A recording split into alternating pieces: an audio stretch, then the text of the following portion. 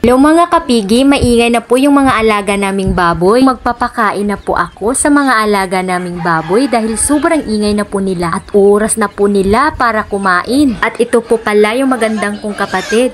Siya po ang nag-aalaga pag nasa trabaho po ako at magpapakain na po ako sa mga alaga naming baboy dahil sobrang ingay na po nila at oras nila para kumain. Yun po mga kapigi, dito sa amin bago po kami magpapakain, pinapaliguan po namin sila at syempre dapat malinis din yung kulungan at kainan ng mga baboy para malinis at masarap po ang kanilang kain. Ang mga alaga po pala namin ay magtutumans na sa April 25, 2025 simula po nang binili namin sila at sila po ngayon ay nakaubos na ng 3 sako na pre-starter at 8 sako na starter. Ultra Pack po pala ang brand ng feeds ang pinapakain namin sa mga alaga naming baboy. 2 tabo na po ang pinapakain ko sa mga alaga kong baboy. 2 sa umaga, 2 sa tanghali at 2 din sa hapon. Estimated 12 kilos po ang nauubos nila ngayon sa isang araw. Ang kagandahan sa pag-aalaga ng baboy, mabilis lumaki at nakakawala ng pagod at stress sa pag-aalaga ng mga baboy. Parang kailan lang ang bilis ng mga araw, magtutumas na po sila.